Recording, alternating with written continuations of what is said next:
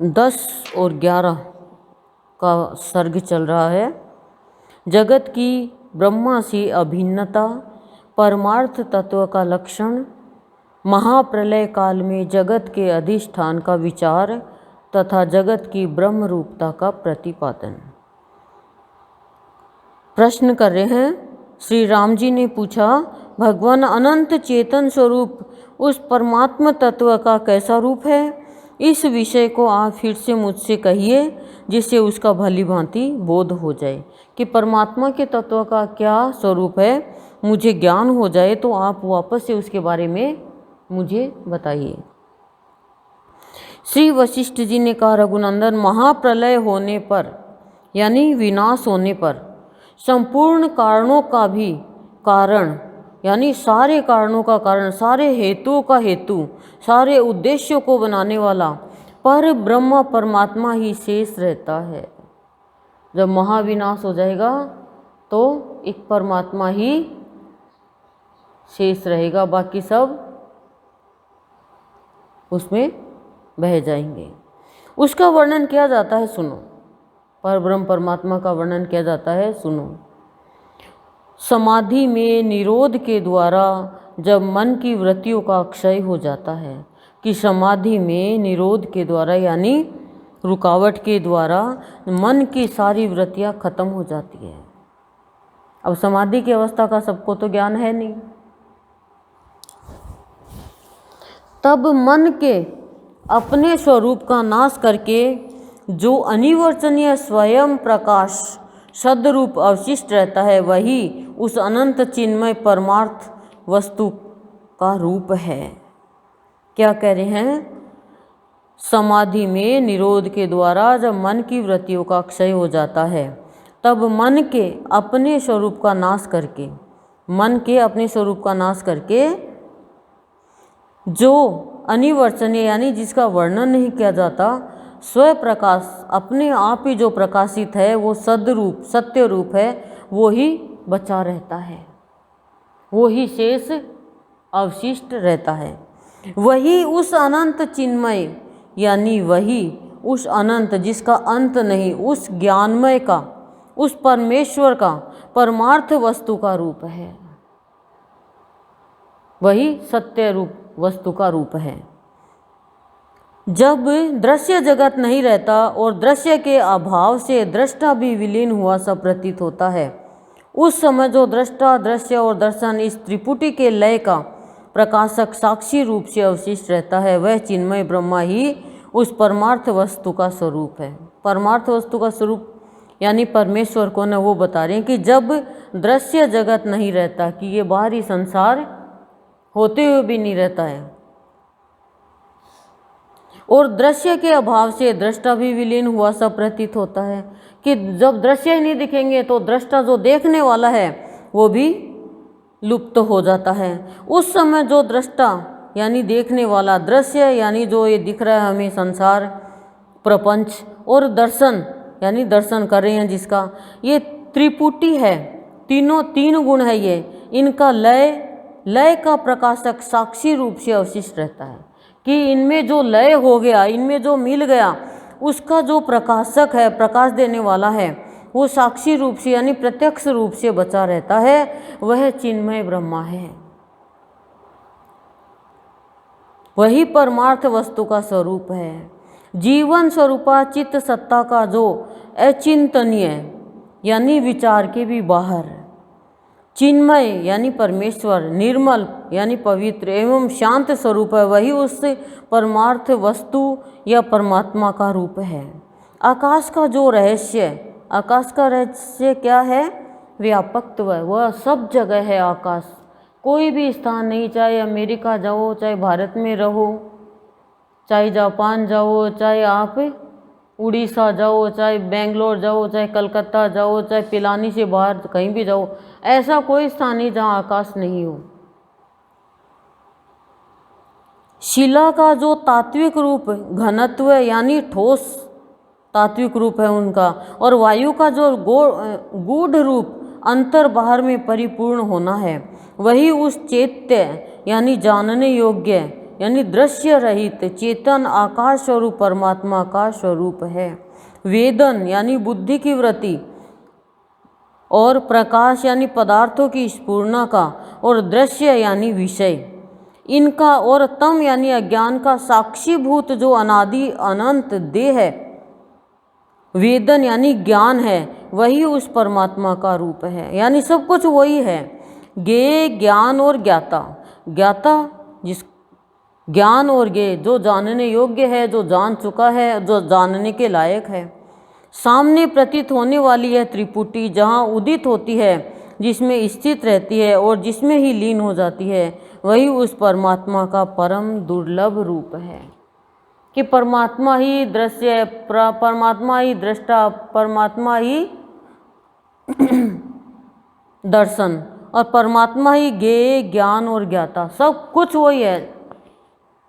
ऐसा नहीं है कि उसको जाना नहीं जा सके, जाना भी जा सकता है, लेकिन सब कुछ उसका ही वो रूप है। पर उसका जो रूप है वो दुर्लभ है, उसको जानने के लिए श्री रामचंद्र की जैसा, वशिष्ठ जी के जैसा बनना पड़ेगा। तो राम जी ने अब फिर पूछा, ब्रह्मन जो इदम यानी यह रूप से प्रत्यक्ष दिखाई दे रहा है और जिसका आप ब्रह्मा में अभाव कहते हैं, वह यह दृश्य जगत महाप्रलय होने पर कहाँ स्थित होता है? कि महाप्रलय हो जाता है, लेकिन महाप्रलय होने पर ये स्थित कहाँ होता है?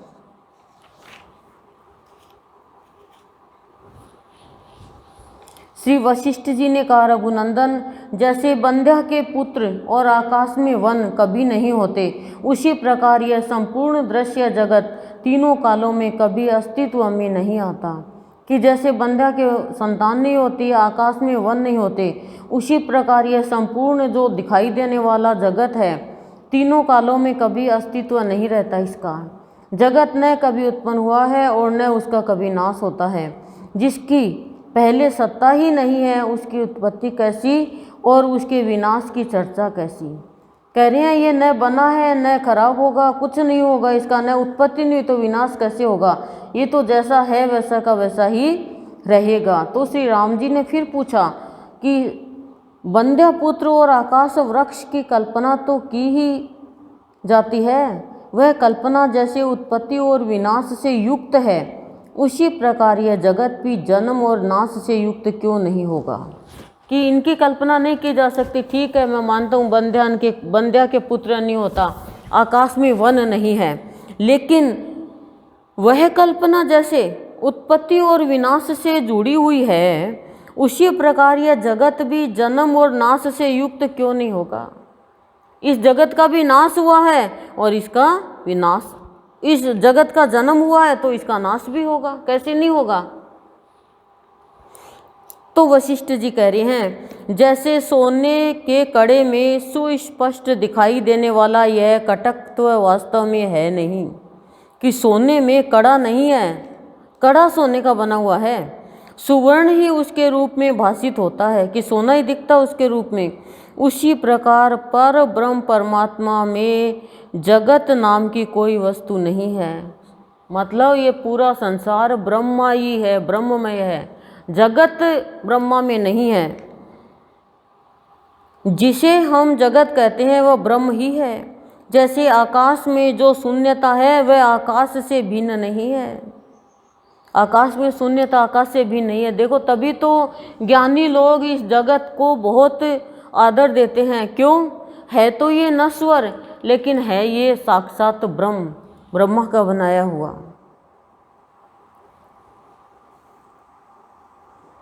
उसी प्रकार ब्रह्मा में प्रत्यक्ष उपलब्ध होने पर भी यह जगत उससे भिन्न नहीं है। जैसे आकाश में जो शून्यता है वह आकाश से भिन्न नहीं है, उसी प्रकार ब्रह्मा में प्रत्यक्ष उपलब्ध होने पर भी यह जगत उससे भिन्न नहीं है। जैसे कालिमा काजल से भिन्न नहीं है, और जैसे शीतलता बर्फ से पृथक नहीं है। समझ रहे हो ना? कालिमा काजल से अलग नहीं है, शीतलता बर्फ से अलग नहीं है। उसी तरह परम पद परमात्मा में पृथक प्रतीत होने वाला जगत नहीं है, कि ये जगत परमात्मा से अलग नहीं है। जैसे बर्फ में शीतलता है, उसी तरह ब्रह्मा में ब्रह्ममय यह जगत है, लेकिन हमारी दृष्टि अभाव के कारण हम देख नहीं पाते हैं। हर प्राणी ब्रह्मा का ही रूप है। जैसे शीतलता चंद्रमा से और हिम से अलग नहीं है, शीतलता चंद्रमा से और बर्फ से अलग नहीं है, उसी प्रकार यह सृष्टि भी ब्रह्मा से पृथक नहीं है। जैसे मरुभूमि में प्रतीत होने वाली मृग तृष्णा के नदी में जल नहीं है, मृग तृष्णा पानी दिखता है पर पानी नहीं है, मतलब जैसे नेत्र दोष से प्रतीत होने वाले द्वितीय चंद्रमा में चंद्रत्व नहीं है, कि नेत्र दोष में मतलब आंखों का दोष होने पर ऐसे लगता है दो दो चंद्रमा दिखते हैं, तो वो दो चंद्रमा नहीं है। उसी प्रकार निर्मल परमात्मा में प्रत्यक्ष दिखने पर भी जगत नाम की कोई वस्तु नहीं है। स्वप्न में स्वप्न देखने वाले पुरुष के अंतःकरण में जो स्वाप्निक जगत की भ्रांति होती है, वह जैसे संवित यानी ज्ञान का विकास मात्र है, उसी तरह सृष्टि के प्रारंभिक काल में ब्रह्मा में ही इस जगत का विकास हुआ है। अतः यह उससे भिन्न नहीं है। क्या कह रहे हैं कि स्वप्न आता है पुरुष को, तो पुरुष को स्वप्न आता तो उसके अंतःकरण में जो स्वप्न दिखाई देता है कि ये जगत की भ्रांति ही होती है। स्वप्न में जो दिखता है वो सही नहीं होता, कल्पना होता है, तो बोले जगत तो है, ये भी एक भ्रांति स्वरूप है। वह जैसे ज्ञान का विकास मात्र है, उसी तरह सृष्टि के प्रारंभिक काल में ब्रह्मा ही इस जगत का विकास हुआ है। कह रहे हैं जगत न तो जन्म हुआ जगत का, न नाश होगा, लेकिन ये जो बना हुआ है सब कुछ भगवान ने जो चीज़ बनाई है वो ब्रह्मा ने स्वयं ही खुद ही बन गया, वो खुद का ही रूप है यह। अतः यह उससे भिन्न नहीं है। जैसे द्रवत्व यानी तरलता जल रूप ही है, स्पंदन यानी कंपन वायु रूपी है, और जैसे आभास यानी ज्ञान होना प्रकाश स्वरूपी है, उसी प्रकार भूत भविष्य और वर्तमान तीनों कालों में प्रतीत होने वाला जगत ब्रह्म रूपी है। जिस प्रकार स्वप्न देखने वाले पुरुष के भीतर का चैतन्य ही ग्राम नगर आदि जैसा प्रतीत होता है। कह रहे हैं भूत भविष्य वर्तमान तीनों कालों में जो विश्वास होने वाला ज्ञान होने वाला दिखाई दे रहा है वो जगत ब्रह्म रूप है। कि जैसे जल का तरलता का रूप है, वायु का कंपन का है, और जैसे प्रकाश का आभास का होता है, उसी प्रकार भूत भविष्य और वर्तमान तीनों कालों में ज्ञान होने वाला विश्वास होने वाला ये जगत ब्रह्म रूप है। अलग मतलब ये तीनों काल भी ब्रह्म ही है। जिस प्रकार स्वप्न देखने वाले पुरुष के भीतर का चैतन्य ही ग्राम नगर आदि जैसा प्रतीत होता है, कि स्वप्न में कोई पुरुष भीतर का जो चैतन्य है वो देखता है, कोई गांव देखता है, कोई नगर देखता है, और उसे ऐसा लगता है कि ये ग्राम है, ये नगर है। उसी प्रकार परमात्मा में उसका अपना चिन्मय स्वरूपी जगत सा भाषित होता है, कि परमात्मा में उसका चिन्मय यानी परमेश्वर है, वो ही उसको जगत के जैसा लगता है। श्री राम जी ने पूछा, ब्राह्मण, यदि यह दृश्य रूपी विश्व उत्पन्न होकर भी स्वप्नगत जगत के समान मिथ्या ही है, तो इसकी इतनी सुदृढ़ प्रतीति कैसे हो रही है, यह बताइए। कि इसकी इतनी सुदृढ़, ये इसका इतना विश्वास क्यों हो रहा है, इतनी क्यों प्रीति हो रही है इसकी, जब स्वप्न के जैसा ही है। तो स्वप्न के जैसा ही है, अभी है, थोड़ी देर पहले था, हो जाएगा। अभी कोई हमसे बहुत प्यार कर रहा है, जरा सी बात पे नोक झोंक हो गई है, लड़ाई हुई, अरे क्या है। अभी बच्चा छोटा है, 10 साल बाद में दाढ़ी मूंछ सब आ जाएगी, क्या है। एक दिन पहले चल रहा है, सही है सही है, चल रहा है, एक ही दिन बाद में माँ बाप हो जाएंगे, एक ही दिन बाद में। अभी कहाँ बच्चा है, अभी हुआ नहीं है, अभी हुआ नहीं है। ये तो किसी ने कहा रे अभी तो ये घूम रही थी छत पे शाम को, तो हमने देखा था, सुबह देखा तो थाड़ बज रहा है। क्या स्वप्न के जैसा ही तो है। फिर दूसरे दिन रोना की आवाज़ आ रही है उनके घर से, क्या हुआ, मर गया बच्चा। अरे ये स्वप्न तो है, क्या है ये। तो श्री वशिष्ठ जी ने कहा, श्री राम, यह जगत सर्वात्मक यानी सब जगह यानी ब्रह्ममयी है, ब्रह्मा से भिन्न कदापि नहीं, इसलिए जगत की बुराई मत करो। जगत में कभी भी चुपके भी गलत काम मत करो, नहीं तो ब्रह्मा की बुराई कर रहे हो। ब्रह्मा सब जगह है, ब्रह्मा ही देख रहा है, अब फिर गलत काम कर रहे हो तो भाई फिर ब्रह्मा तो फल देगा ही देगा। मनुष्य से तो छुपा रहे हो लेकिन भगवान से थोड़ी छुपा लेंगे। इसलिए कमरे बंद में भी, अंधेरे में भी, पीठ पीछे भी कुछ भी गलत मत करो। क्यों? क्योंकि ब्रह्मा तो सब जगह है, समझ रहे हो ना, सब जगह ब्रह्मा है, उसके लिए कोई रात नहीं कोई दिन नहीं। आप सोचो कमरा बंद कर लिया, मेरे को कोई नहीं देख रहा, आजकल कोई जंगल में जाता नहीं, सब कमरे में बंद, तो ब्रह्मा तो देख ही रहा है। लोग सोचते उस फोटो लगा ली, बस भगवान की फोटो नहीं लगाएंगे भगवान देख रहा है। अरे भगवान तो सब जगह है, अदृश्य है, वो तो अदृश्य है। जैसे एक सास ने अपनी बहू को कहा कि बहू मैं जा रही हूँ, अंधेरे को मत आने देना। अब बहू ने क्या किया, समझी तो थी नहीं वो, सास तो चली गई, बोली मेरे को आने में लेट हो जाएगी, अंधेरे को मत आने देना। अब बहू ने, वो अंधेरा हो गया तो बहू ने दरवाजे बंद कर लिए, सब बंद कर लिए, फिर भी अंधेरा आ गया तो बर्तन ही बर्तन रख रही है कि भाई इसमें भर लूँ तो मैं ले जाऊँ। तो सास आई, बोले क्या कर रही है, दरवाज़ा बंद कर लिया, फिर भी मम्मी अंधेरा आ गया और मैंने इतने सारे बर्तन भी रख दिए, मैं इनको बाहर डाल के आ रही हूँ। तो सास ने कहा, बहू तू समझी नहीं क्या, मैंने ये कहा था अंधेरा मत होना, मतलब मोमबत्ती चिमनी लालटेन जला देना, और तू समझी नहीं। और बहू अंधेरा कोई ऐसे ये भगोने में दरवाज़ा बंद करने से ऐसे थोड़ी होगा कि दरवाज़ा बंद कर लिया और अंधेरा नहीं आएगा। तो वो ही ब्रह्मा है, कोई सूर्य का प्रकाश थोड़ी है कि दरवाज़ा बंद कर लिया और आएगा नहीं, पर्दे लगा लिए अंधेरा कर लिया आएगा नहीं, गुफा में चले गए आएगा नहीं, ऐसा थोड़ी है। अंधेरे की इतनी ताकत नहीं है कि सूर्य आ गया और अंधेरा रहे क्या,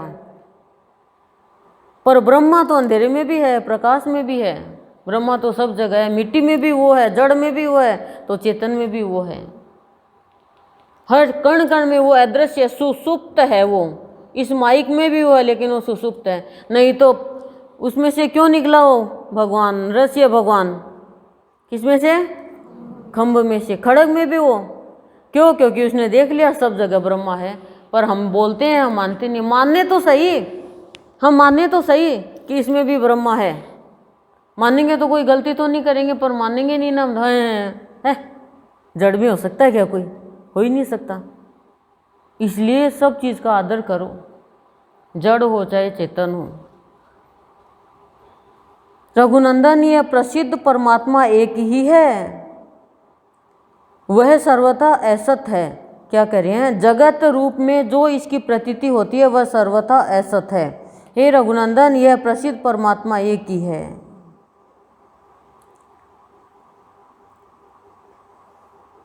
उसके विषय में द्वितीय होने की कोई कल्पना नहीं है। उसे अद्वितीय यानी एक, सब में एक वो ही है, अलौकिक है। परमात्मा में यह जगत जिस प्रकार उत्पन्न हुआ है वह तुम्हें आगे चलकर बताऊंगा, कि मैं आगे चल के बताऊंगा कि वो एक ही परमात्मा जगत में किस प्रकार उत्पन्न हुआ है। प्रिय राम, प्रिय श्री राम, उसी से ये सारे दृश्य पदार्थ विस्तार को प्राप्त हुए हैं। उसी से ये जो दिखने वाले पदार्थ, ये विषय है, ये वस्तु है, उससे विस्तार रूप में प्राप्त हुए हैं। वह परमात्मा ही यह व्यष्टि और समष्टि, व्यष्टि का मतलब होता है किसी का व्यक्तित्व है, जैसे मतलब व्यक्तित्व ही मानो आप, विशेषता, और समष्टि का समूह रूप। तो वह परमात्मा ही यह व्यष्टि और समष्टि रूप जगत, दृश्य वस्तु के दर्शन और मननीय वस्तु के मनन के जो जो प्रकार है, उनके रूप में वह स्वयं ही उदित और विलीन होता रहता है। उसी के आविर्भाव और तिरोभाव होते रहते हैं।